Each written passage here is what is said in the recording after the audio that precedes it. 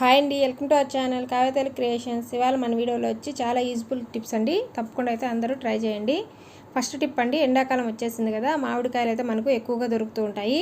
వీటిని ఎక్కువ రోజుల పాటు మనము నిల్వ ఉంచుకోవాలంటే సన్నగా ముక్కలుగా కట్ చేసుకొని డీప్ ఫ్రిడ్జ్లో కానీ పెట్టుకున్నారంటే గ్లాస్ జార్లో కానీ పెట్టుకున్నారన్నా, లేకపోతే జిప్ లాక్ కవర్లు ఉంటాయి కదండి, అటువంటి కవర్స్లో కానీ పెట్టుకున్నారంటే ఈ ముక్కలను అయితే కట్ చేసుకొని మీకు ఎక్కువ రోజుల పాటు పప్పులోకి కానీ దేంట్లో కానీ వేసుకునేదానికి ఎక్కువ రోజుల పాటు మామిడికాయ ముక్కలు అయితే నిల్వ ఉంటాయి.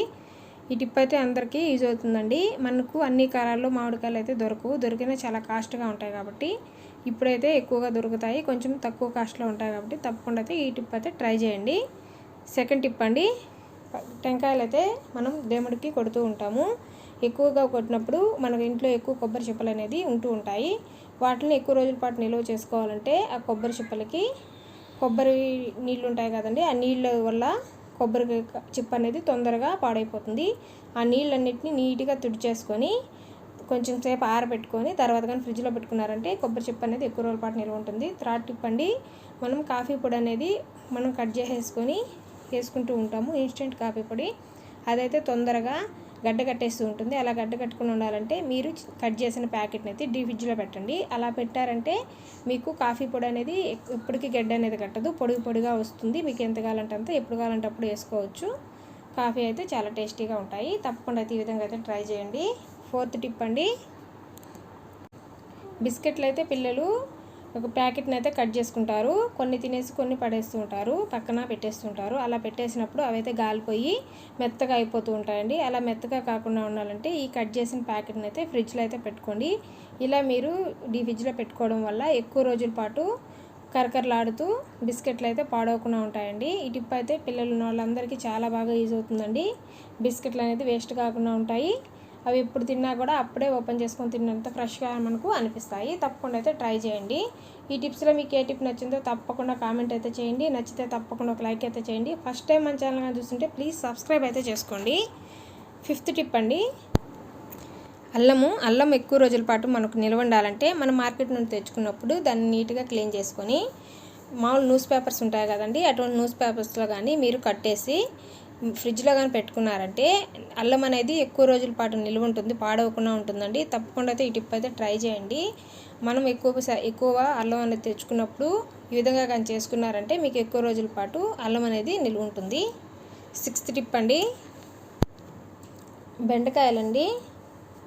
ఈ బెండకాయలు అనేది మనము ఫ్రై చేస్తూ ఉంటాము. మనం ఎంత సన్నగా కట్ చేసినా, ఎంతసేపు ముందుగా కడిగి క్లీన్ చేసుకొని పెట్టుకున్నా, నిమ్మ అనేది లేకపోయినా ఏం చేసినా కూడా మనం ఫ్రై చేసేటప్పుడు జిగడగా అనేది వచ్చేస్తూ ఉంటుంది. అలా రాకుండా ఉండాలంటే ఈ టిప్ అయితే ట్రై చేయండి.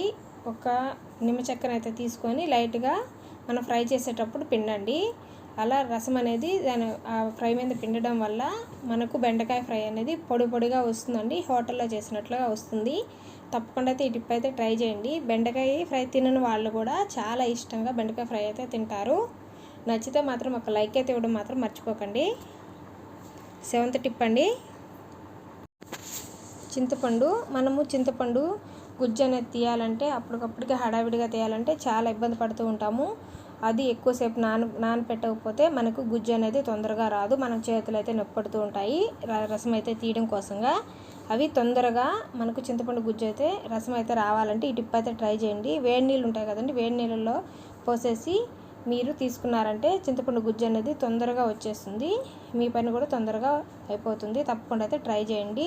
ఎయిత్ టిప్ అండి, పల్లీలండి. మనం పల్లీలని వేయిస్తూ ఉంటాము, వేయించేటప్పుడు కొంచెం టైం తీసుకుంటాయి వేగేదానికి. తొందరగా పెద్ద ఫ్లేమ్ మంటలో పెట్టేసి వేయించామంటే అవి వేగవు. అలా తొందరగా వేగాలన్నా ఆ పొట్టు అనేది తొందరగా మనకి ఈజీగా వచ్చేయాలంటే కొన్ని వాటర్ అండి, ఒక స్పూన్ వాటర్ అనేది తీసుకొని ఆ వేయించే పల్లీల మీద చల్లండి. అలా చల్లి మీరు వేయించారంటే అవి తొందరగా వేగిపోతాయి, పొట్టు అనేది చాలా ఈజీగా వచ్చేస్తుంది. ఈసారి అయితే తప్పకుండా మీరు పల్లీలు వేయించేటప్పుడు ఈ టిప్ అయితే ట్రై చేయండి. ఎలా వచ్చిందో నాకు కామెంట్ చేయండి. నైన్త్ టిప్ అండి, మనము రైసు వండుకుంటూ ఉంటాం కదండి, ఆ రైసు వండేటప్పుడు అవి ఒక్కోసారి పొడిగా రాకుండా ముద్దగా వచ్చేస్తూ ఉంటుంది. అలా పొడిగా రావాలంటే మనం ఇప్పుడున్నా కూడా ఆ అన్నంలో అయితే కొద్దిగా మనం వంట నూనె ఉంటుంది కదండి, మనం కర్రీస్లో వాడేది, అదైతే 1 స్పూన్ అయితే వేయండి. అలా వేయడం వల్ల మీరు వండిన అన్నం అయితే ముద్దగా కాకుండా పొడి పొడిగా ఉంటుంది. అన్నం అనేది ఎంతసేపు ఉన్నా కూడా ఫ్రెష్గా అనిపిస్తుందండి, అప్పుడే వండినట్టుగా. తప్పకుండా అయితే ట్రై చేయండి. 9th టిప్ అండి, మనం కర్రీస్ అనేది చేస్తూ ఉంటాము. హడావిడిగా చేస్తున్నప్పుడు అయితే ఒక్కోసారి మన కర్రీస్లో అయితే ఉప్పు అయితే ఎక్కువ పడిపోతూ ఉంటుంది. ఆ ఉప్పు అయితే పడిపోయినప్పుడు కర్రీ అనేది చాలా ఉప్పగా అయిపోతుంది కదండి. ఆ ఉప్పు అనేది తగ్గించాలంటే మన ఇంట్లో బంగాళాదుంపలు ఉంటాయి కదండి, అదండి ఉల్లగడ్డలు, వాటిని అయితే తీసుకొని ఒక ముక్కనైతే వేసి కొంచెం సేపు అయితే ఉడికించండి.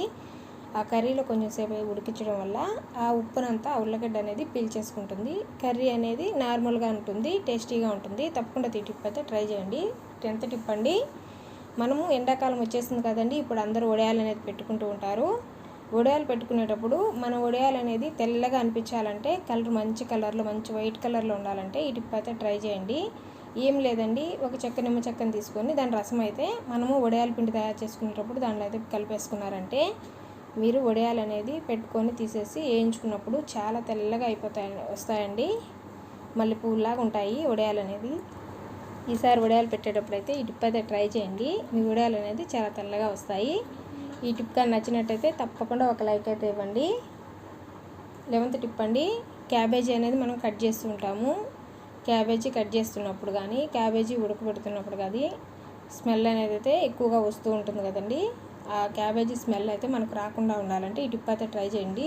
ఏం లేదండి, మన ఇంట్లో అల్లం ఉంటుంది కదా, అల్లంని ఒక చిన్న అల్లం ముక్కనైతే తీసుకొని మీరు క్యాబేజీలు వేసి ఉడికించుకోవడం వల్ల క్యాబేజీ అనేది క్యాబేజీ స్మెల్ అనేది లేకుండా ఉంటుంది. మన కర్రీ అనేది చాలా టేస్టీగా ఉంటుంది. తప్పకుండా ఈ టిప్ ఈసారి ఎప్పుడైనా క్యాబేజీ కర్రీ చేసేటప్పుడు ట్రై చేయండి. 13th టిప్ అండి, దోశ పెనం మీద మనం దోశలు పోస్తూ ఉంటాము. దోశలు పోస్తున్నప్పుడు అవి ఒక్కోసారి అంటుకొని రావండి. ఎన్నిసార్లు పోస్తున్నా విరిగిపోతూ ఉంటాయి, అంటుకుంటూ ఉంటాయి.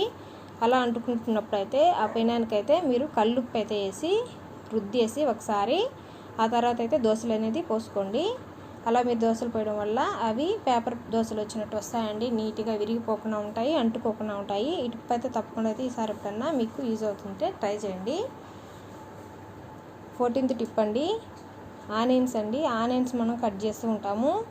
ఆనియన్స్ కట్ చేసేసిన తర్వాత చాలాసేపు దాకా అయితే ఆ ఆనియన్ స్మెల్ అయితే మన హ్యాండ్స్కి అయితే పోదండి.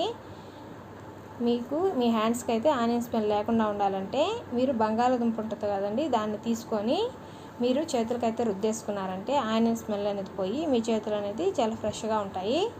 ఈసారి ఎప్పుడైనా ఆనియన్స్ కట్ చేసినప్పుడు ఆ స్మెల్ అనేది మీకు ఇబ్బందిగా అనిపించినప్పుడు అయితే ఈ టిప్ అయితే ట్రై చేయండి, చాలా బాగా యూజ్ అవుతుంది. 15th టిప్ అండి, మనము చింతపండు అనేది బయట పెట్టి నిల్వ చేసుకోవాలన్నా ఫ్రిడ్జ్లో పెట్టి నిల్వ చేసుకుంటే పెద్దగా పురుగేం పట్టదండి.